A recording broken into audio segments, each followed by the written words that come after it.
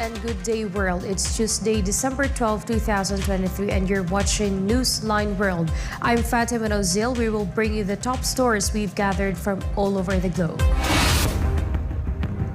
First, the spouses of SMNI's Eric Celis and former Dr. Lorraine Badoy are now pleading to the Supreme Court for them to be released from house detention after being cited in contempt during a congressional hearing. President Ferdinand Bongbong Marcos boldly stated that his government will defend the country's sovereign rights and jurisdiction in the West Philippine Sea amid Chinese aggression and provocations. Israeli Prime Minister Benjamin Netanyahu urged Hamas operatives to surrender and claimed that many from the said group had already laid down their arms. Argentina's libertarian Javier Milei has been sworn in as the country's new president. And Saudi Arabia joins the air taxi global race for the kingdom's future of sustainable transport. These and more for tonight's edition of Newsline World. Former members of the communist terrorist group CPP, NPA, NDF are now calling for the release of two personalities, Dr. Lorraine Badoy and Jeffrey Eric Celis, whom they fought alongside in ending the more than 50-year reign of terror of the communist terrorist group CPP, NPA, NDF. MJ Mondihar tells us more. That's the cry of former members of the CPP, NPA, NDF after one of their fellow rebel returnees was detained inside the House of Representatives. Jeffrey Eric Celis was detained by the House Committee on Legislative Franchises after refusing to disclose the alleged 1.8 billion peso travel expenses source of the Office of the Speaker for this year. According to rebel returnee Peter Mutok, they're not enemies of the government and are questioned as to why they're now being targeted by the state. Kakampi kami, hindi kami kalaban. Bakit ninyo kami kinukulong? Bakit kayo nagpapauto doon sa tatlong komunista dyan sa Kongreso? Pinag-aaway-away tayo niya mga yan. Aside from Celis, former NTF-ELCAC spokesperson Lorraine Badoy was also cited in contempt at the Batasan Complex. Both are hosts of the program Laban Kasama ang Bayan on SMNI, dedicated to information dissemination against CPP, NPA, NDF. Hindi po kayo kalaban. Hindi po namin kalaban ang House of Congress. Itong ginagawa namin ay sa pagsusulong ng demokrasya, pagpapalakas ng demokrasya. Palayain na po ninyo si Eric at Dr. Lorraine. Mutok emphasizes that it's painful for them, returnees, to be oppressed by the government they're currently helping. Maniwala kayo, lalaki ito.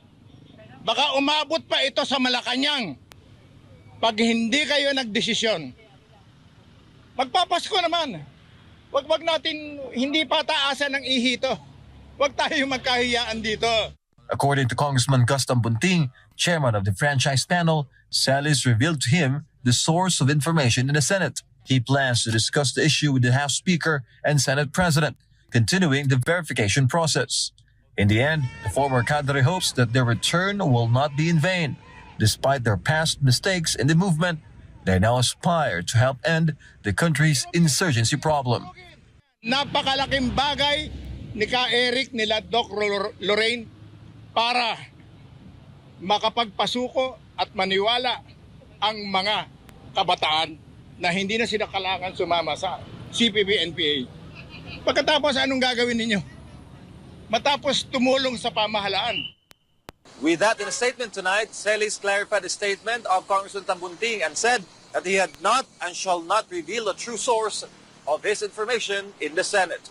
For Ganamable of Philippines, MJ Mondihar, SMNI News. Meanwhile, the Jose Merritt College Foundation Incorporated continues its month-long celebration of intramurals 2023-2024, and this time, the adorable J. Marian kids from preschool to grade school levels together with the energetic junior and senior high school students are ready for the showdown of talents and compete in various events. Hans Marshall reports. We welcome you to JMCFI's Intramurals 2023. Thousands of students from the Basic Education Department filled the JMC Plaza earlier today as JMCFI officially opened the IBED Intramurals 2023-2024 with the theme Together in Diversity, a Tapestry of Unified Strength. Associate Vice President for Basic Education, Sir Brian T. Alberto, shared the purpose of celebrating the event and the essence of sportsmanship in his opening remarks. Setting the vibes for the showdown of talents, preschoolers to grade 6 pupils danced gracefully for their field demo presentations. Part of the highlights of Day 1 was a special presentation of the Keepers Club International J. Marian Campus Choir leading the singing of the JMCFI hymn.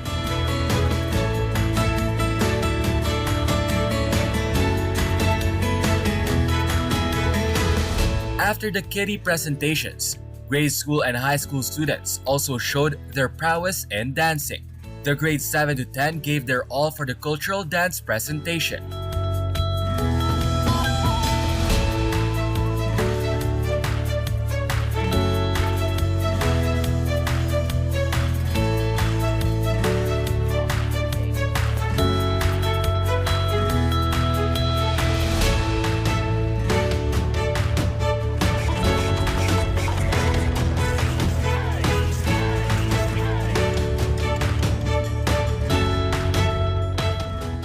It was then followed by the power dance competition, joined by various teams from the high school department.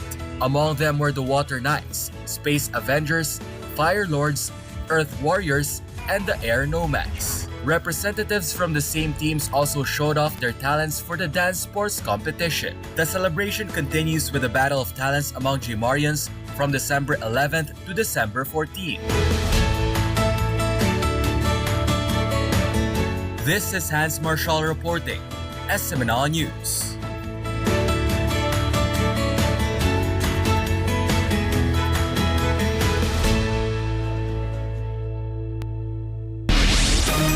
Representatives from 8 member states of the North Atlantic Treaty Alliance or NATO will visit South Korea.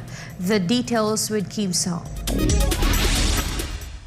Representatives from 8 member states of the North Atlantic Treaty Organization will visit Seoul this week for security talks with South Korean officials. NATO representatives from the United States, Britain, Italy, Denmark, the Netherlands, the Czech Republic, Romania, and Poland will have a 3-day visit to Seoul. During the visit, they plan to meet with top government officials in Seoul, including Defense Minister Shin Won-sik and First Vice Foreign Minister Chang Ho-jeon.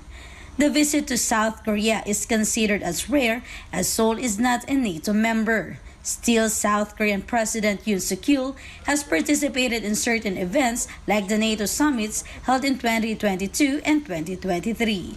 Seoul is Sabuga Kim Sang-im Nidaya, SMNA News, South Korea.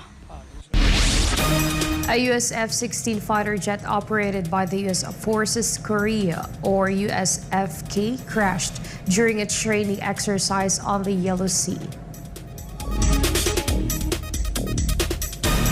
Reports citing U.S. and South Korean military officials said the incident happened on Monday morning off South Korea's western coast near Gonsan City, North Jeolla Province. The F-16 pilot ejected and was rescued at sea by South Korean maritime forces and was in stable condition. This is the second F-16 related incident that occurred this year. To recall, in May, a U.S.-operated F-16 crashed near Osan Air Base in South Korea. The pilot was ejected and was safely recovered at the time. A recent crash incident also occurred in Japan involving a U.S. Air Force Osprey aircraft that crashed off the southern part of a country during a training mission, killing all 8 people on board and causing Washington to ground all of its Osprey aircraft while the investigation is ongoing. Meanwhile, in the Australian state of Queensland, supermarket shelves have been stripped bare as residents brace themselves for the onslaught of a severe cyclone. Jillian Lebuit reports.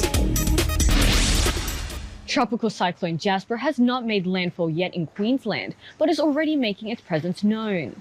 In the neighbouring South Australian state, thousands of residents were left in the dark as the wild weather struck down power lines.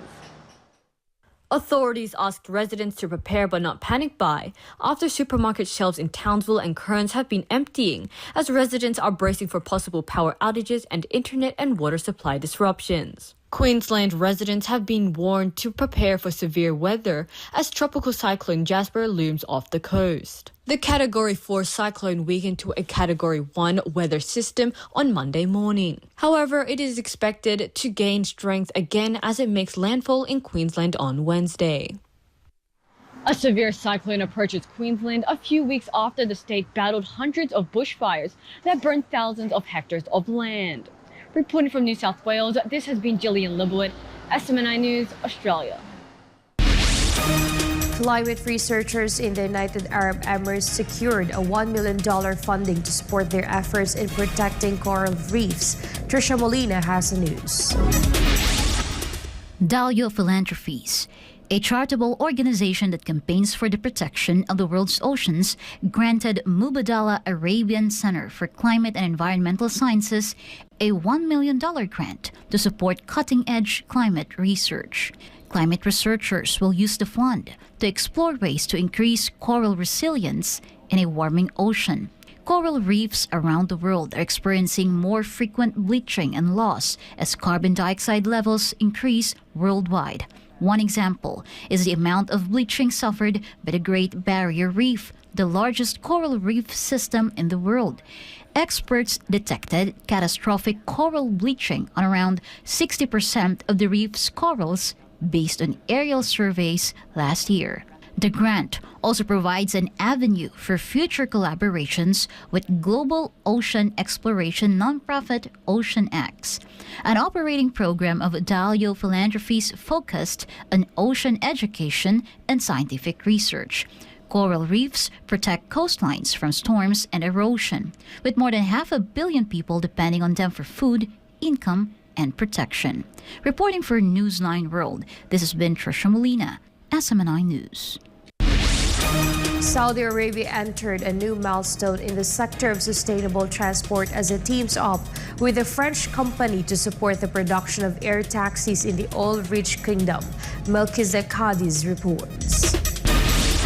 Saudi Arabia joined the global race for air mobility as its neighbor Dubai prepares to launch its first flying taxi by 2026. In June, Saudi Arabia completed its first air taxi test flight. The concept of air taxis has been popular in recent years, wherein smaller planes transport passengers between local airports upon request to avoid traffic and delays of major airports. This concept is also useful in the business world, where time is money. Besides providing an alternative to the already congested road and rail infrastructure, air taxis are also seen as a sustainable alternative to vehicles that are dependent on fossil fuels since they use batteries. Reporting this has been Melchizedek Cadiz, SMNA News, Kuwait. Israeli Prime Minister Benjamin Netanyahu called for Hamas operatives to surrender and that the end of the group is near. Carla de la Peña has details. המלחמה בעיצומה, אבל זה תחילת הסוף של חמאס. ואני אומר למחבלי חמאס, זה נגמר. אל תמותו בשביל סינואר. תיכנו עכשיו. This is a call of Israel Prime Minister Benjamin Netanyahu to Hamas operatives, saying that they should not lay down their lives to Gaza Hamas leader Yahya Sinwar, who was called by Israeli forces as the butcher of Khan Yunis. Netanyahu also revealed that many Hamas operatives have surrendered to Israeli forces, although Hamas terrorists have rejected such claims. The Israeli Prime Minister's words came a month after Defense Minister Yoav Gallant said that Hamas had lost control over Gaza. Meanwhile, Netanyahu also spoke to Russian President Vladimir Putin and voiced his displeasure with anti-Israel positions taken by Russian envoys at the United Nations. This is after Russia supported the UN Security Council resolution for a ceasefire in Gaza. In a statement from the Israeli government, Netanyahu voiced what was described as robust disapproval of Russia's dangerous cooperation with Iran. However, the Kremlin said Russia was ready to give all possible assistance to alleviate the suffering of civilians and escalate the ongoing conflict. The Kremlin also stated that Putin, quote, reaffirmed Russia's principal position of rejecting and condemning terrorism in all its forms. At the same time, it is extremely important that countering terrorist threats does not lead to such grave consequences for the civilian population, end of quote. Reporting, this has been Carlo de la Peña, SMNI News. Japanese Prime Minister Fumio Kishida is contemplating replacing all ministers from the Liberal Democratic Party that former Prime Minister Shinzo Abe formerly led in his cabinet. Kishida has already decided to remove Cabinet Secretary Hirokazu Matsuno from his position due to his failure to properly account for the millions of yen received as part of the party's fundraising efforts. Economy, Trade, and Industry Minister Yasutoshi Nishimura also faces similar allegations and potential dismissal. In addition, all senior vice ministers and parliamentary vice ministers from former Prime Minister Shinzo Abe's faction may also be subject to dismissal. Apart from Matsuno and Nishimura, the list includes 2 other ministers, 5 senior vice ministers, and 6 parliamentary vice ministers from Abe's faction. Kishida's cabinet reshuffle is anticipated to coincide with the conclusion of extraordinary parliamentary session on Wednesday. Meanwhile, President Ferdinand Bongbong Marcos Jr. released a statement regarding the alleged aggression and provocations carried out by the China Coast Guard and their Chinese maritime militia against Philippine naval vessels and personnel over the weekend. Creslin Catarong reports. The Philippine government will remain steadfast in defending the sovereignty of the country. This was emphasized by President Ferdinand Marcos Jr. amid the recent aggressive actions by the Chinese Navy against Filipino troops in the West Philippine Sea. In his social media post, Marcos instructed the armed forces of the Philippines to continue their mandate in defending the country's sovereignty and jurisdiction. He also assured his full support to courageous Filipino service members. The president highlighted that the provocations by the Chinese Coast Guard and its marine militia in obstructing the Filipino resupply mission to Ayungin Shoal on Sunday only strengthened the nation's determination to defend its sovereignty. The head of the state emphasized that China's illegal presence in Philippine waters and its hazardous actions against civilians are blatant violations of international law and the rules-based international order. The Philippine Coast Guard or PCG previously reported that Chinese naval vessels used water cannons against Philippine naval vessels during a resupply mission to the BRP Sierra Madre in Ayungin Shoal on Sunday. One of the Filipino resupply vessels suffered engine damage. According to the initial PCG report, another Filipino supply boat rammed during the water cannon attack by the Chinese Coast Guard. In connection with this, PBBM reiterated that Ayungin Shoal is within the exclusive economic zone of the Philippines. He stated that any foreign claim to sovereignty in the area is baseless and goes against international law. Bajo de Masinloc and Ayungin Shoal is a sovereignty territory of the Philippines and an integral part of the country's archipelago. PBBM stated that no one except the Philippines has legitimate rights or legal basis to operate anywhere in the West Philippine Sea. Before the incident on Sunday, there were reports of a water cannon attack by Chinese naval forces against the Bureau of Fisheries and Aquatic Resources or BFAR vessels heading to Scarborough Shoal on Saturday. Last month, a Philippine ship on a resupply mission to Ayungin Shoal was also targeted by water cannon attacks from Chinese naval vessels, forcing it to deviate. Meanwhile, the Marcos administration has taken 3 legal steps to call out the recent aggression by the Chinese Coast Guard in the West Philippine Sea. This was stated by Department of Foreign Affairs or DFA spokesperson Assistant Secretary Maria Teresita Daza in a press briefing in Malacanang on Monday. Daza stated they utilized a maritime communication mechanism and filed a diplomatic protest with the Chinese Ministry of Foreign Affairs for the use of water cannons by Chinese naval vessels against Philippine boats. The Department of Foreign Affairs lodged its diplomatic protest with the Chinese Ministry of Foreign Affairs counterpart to a phone call. And in terms of the démarche undertaken by our Philippine Embassy in Beijing, yes, we confirm that our Philippine Embassy in Beijing has made a démarche with the Chinese Ministry of Foreign Affairs official yesterday concerning the Baho de Masinloc incident and the Ayungin Shoal incident. Daza added the Chinese ambassador to the Philippines, Wang Xilian, was also summoned. When asked if the DFA shares the same view as some senators who suggest declaring Chinese ambassador persona non grata, this was ASIC Daza's response. When an ambassador assumes he is accepted by the accrediting host government, if you do something or say something that is unwelcome, then you can be subject to what they call persona non grata. But with this case, I think it's something that will have to be seriously considered, whether the incidents or the series of incidents merit having him be a persona non grata. Daza reiterated that the DFA will continue its commitment to uphold its mandate to protect and promote the Philippine legal maritime entitlement in the West Philippine Sea. For God and for my beloved Philippines, this has been Cresceline Catarong, SMNA News. Former palace official attorney Harry Roque has something to say regarding the disputed waters in Baho Masinloc or Ayungin Shoal. Carla de la Peña reports.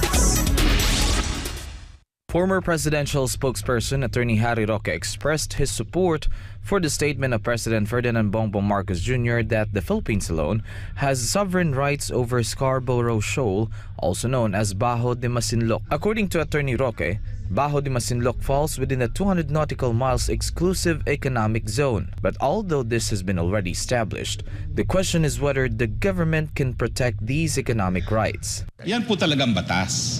Na kapag kabahagi natin exclusive economic zone, tanging tayo lang po ang pupwedeng mangalap at makinabang sa tanging yaman. It can be recalled that tensions arose between Chinese and Philippine ships during the latest rotation and resupply mission on the island this weekend. Roque believes that the tension in the disputed territory is due to the Philippines' agreement to allow the United States to use military bases in the country. Pero kung ikaw ay tatakbo sa Amerika, bibigyan mo ng paggamit ng iyong mga base militar na alam mo namang gagamitin laban sa China, nasa ng pagkakaibigan.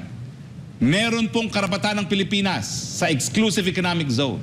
Pero dahil tinatrato na po nating kaaway ang China, dahil pinayagan natin ang kaaway ng China na gamitin ang ating mga base militar, huwag nating asahan na makikipagkaibigan sa atin ang China. Yan po ang katotohanan. Meanwhile, Roque asked about the promised assistance from the United States. Nasaan ang Amerikano? Ilang beses na tayong winater cannon. Nasaan ang pangako nilang joint patrol? Huwag niyong kalimutan ang nangyari sa Ukraine. Sige, Ukraine, lumabang ka, suportahan ka namin. Nasaan ngayon ang Ukraine? Iniwan sa ere. Sa tingin niyo, mga Amerikano, makikipaggera dahil sa bato at isda, dahil wina-water cannon ang mga pagdadala ng supply sa ating mga mangingisda at doon sa ating mga kasundaluhan na nasa Ayungin? Tingin niyo, gegerahin nila yung pinakamalaking bansa na pinagkakautangan nila, yung pinakamalaking bansa na merkado nila para sa kanilang mga kalakal, at yung pinakamalaking bumibili rin na kanilang merkado nila, ang kanilang mga pinuproduce sa merkado nila? Gumising naman kayo sa katotohanan. The former palace official also insisted that the disputed territory would remain under Philippine control. For God and my beloved Philippines, this has been Carlo de la Peña, SMNI News. Among the people present during the inauguration of Javier Milei in Argentina were Ukrainian President Volodymyr Zelensky and Hungarian Prime Minister Viktor Orban, and both leaders were seen having an intense talk with each other, while other guests at the event also chatted with each other nearby. Andrea Santos reports. Ukrainian President Volodymyr Zelensky was seen speaking with Hungarian Prime Minister Viktor Orban at the inauguration ceremony held for Argentina's new president Javier Milei in Buenos Aires. The video, published by the Argentine Senate, shows Zelensky and Orban looking and talking intently to each other and gesturing as they speak, although the video had no audio. Following the inauguration, Zelensky mentioned that he had a frank conversation with Orban without giving further details. З ними нашу співпрацю. На полях інаугурації говорив з прем'єр-міністром Угорщини Орбаном максимально відверто. І зрозуміло, що про наші європейські справи. It can be remembered that Zelensky's chief of staff Andrei Yermak said last week that he was trying to arrange a formal meeting between Zelensky and Orban. But Orban's foreign minister Peter Ziartos said that the meeting between the two leaders would only make sense if there was some chance that it would have a positive outcome. Hungary is a member of the European Union and NATO, and its Prime Minister, Viktor Orban, has repeatedly argued that the European Union should reconsider its policies regarding Ukraine, including pledge to provide assistance as well as its accession to the European Union. He recently told news outlet Le Point that although he was in favor of boosting cooperation with Ukraine, bringing Kiev into the European Union would be a bad decision. He also does not believe that Ukraine has met 4 out of the 7 requirements to join the European Union, and that Ukraine is known to be one of the most corrupt countries in the world. Orban poses as a possible figure that stands in the way of the European Union's plan to provide 50 billion euros in economic aid and 500 million euros in military aid to Ukraine. He also published a video on X saying that Ukraine's European Union accession does not coincide with Hungary's interests. He also criticized the bloc for insisting on the accession without assessing the consequences for European taxpayers and farmers. Ukrajna uniós tagsága, a csatlakozásról szóló tárgyalások megkezdése ma nem esik egybe Magyarország nemzeti érdekeivel, ezért ezt nem is kell csinálni. Reporting, this has been Andrea Santos, SMNI News. The Prime Minister of Thailand plans to meet with top automakers and explore partnership in manufacturing electric vehicles during his upcoming trip to Japan this week. Chatmoko Pismaygoson has the news. Prime Minister Sethar Thavisin will embark on a 5-day trip to Japan from December 14 to 18. The trip includes scheduled meetings with the Japanese and ASEAN leaders, as well as leading private sectors. Senior officials will accompany Sethar, who will join the ASEAN-Japan Summit in Tokyo from December 16 to 18. He will leave Thailand 2 days ahead of the summit to promote investment and trade with Japan. The visit also marks the 50th anniversary of diplomatic ties between Japan and ASEAN countries. The Prime Minister plans to use the trip to attract more foreign investments, offer better incentives, and increase trade volumes. The move is part of Sethar's plans to encourage local car makers to incorporate robotics in their operations to enhance the overall quality of vehicles produced in the country. In early November, Thailand and Japan agreed on a reciprocal visa-free schemes for business people visiting their respective borders. รายงานจากราชบุรี นายชัดมงคลวิสมัยโกศล SMN News ประเทศไทย สวัสดีครับ The bedbug outbreak in South Korea raised fears that the same thing could happen in Japan a month after its neighboring Asian country declared war against the blood-sucking insects. Kyoko Hashimoto reports.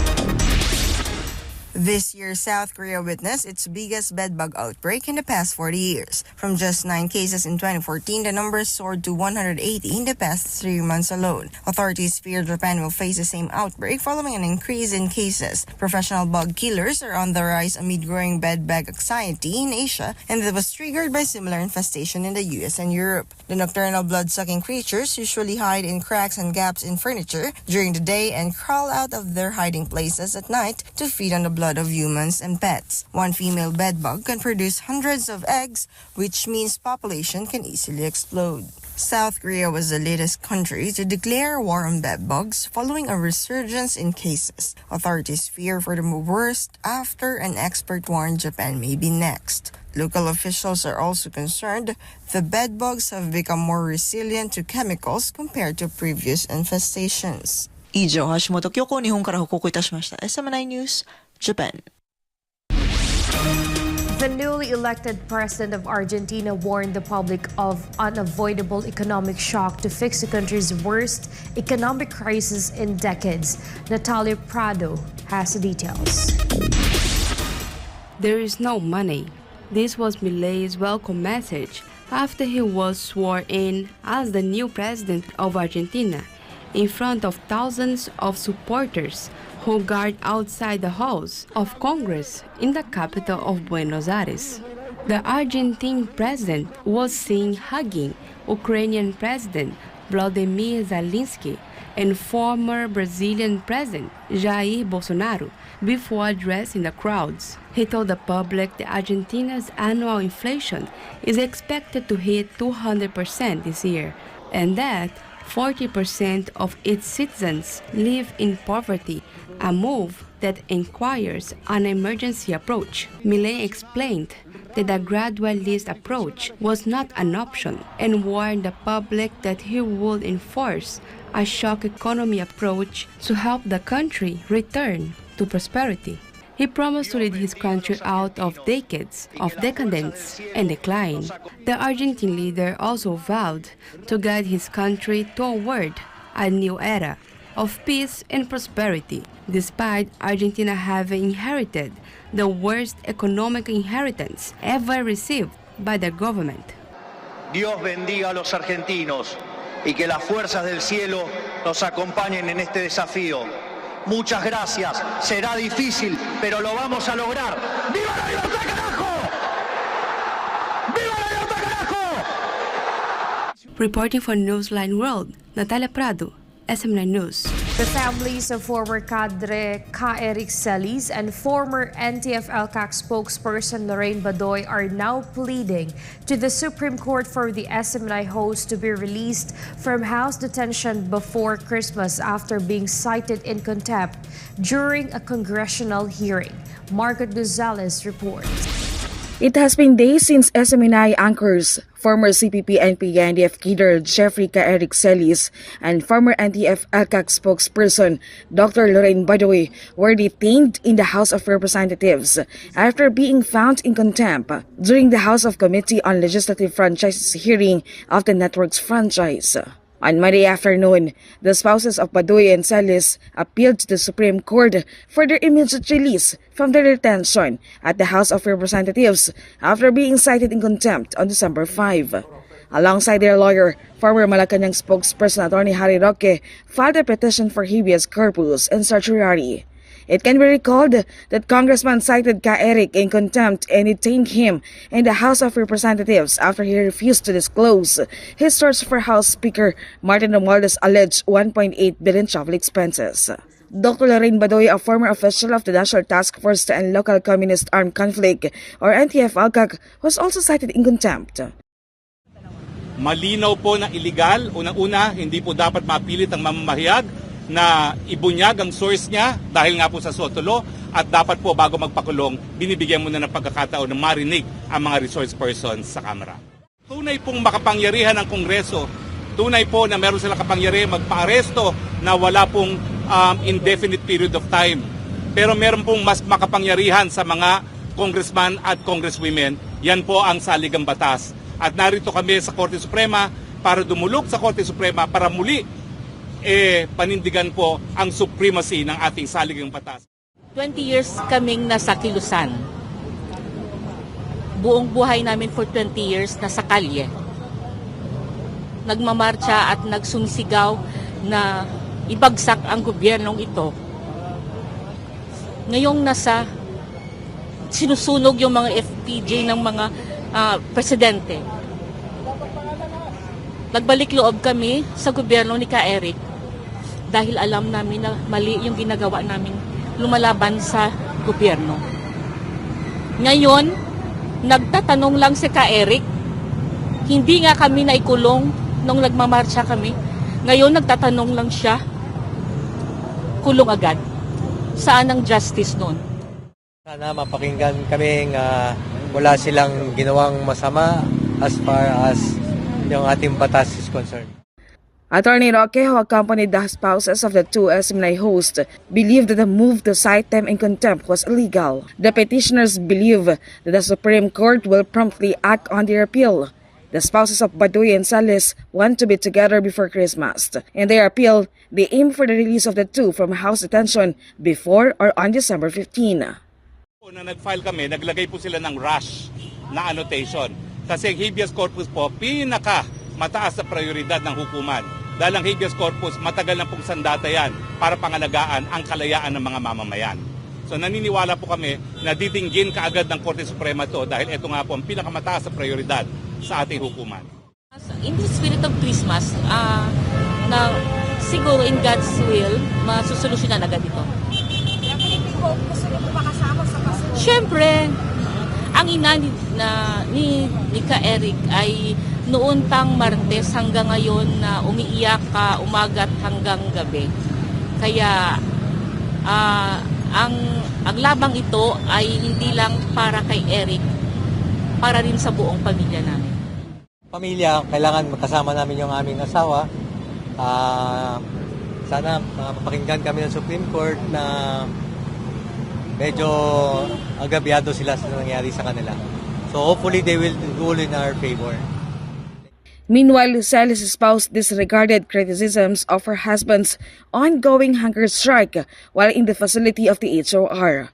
It can be recalled that Celis and Badoy went on a hunger strike as a protest against their detention by the House panel.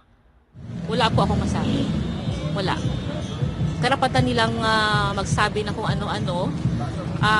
Para sa akin po, hindi natin ma-appreciate ng tao. Kung magbabash sila, so be it.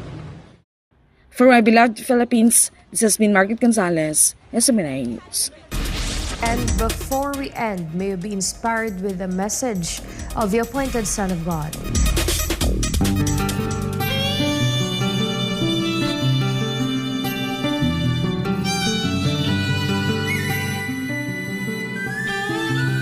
Humility and sincerity are what counts in the character of a man.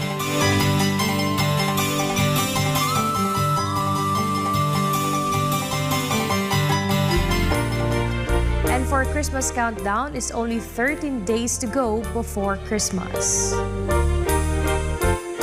And that's all for today's edition of Newsline World. For more news update, you may visit smrinewschannel.com or follow us on our official social media accounts on Rumble, Facebook, and Twitter.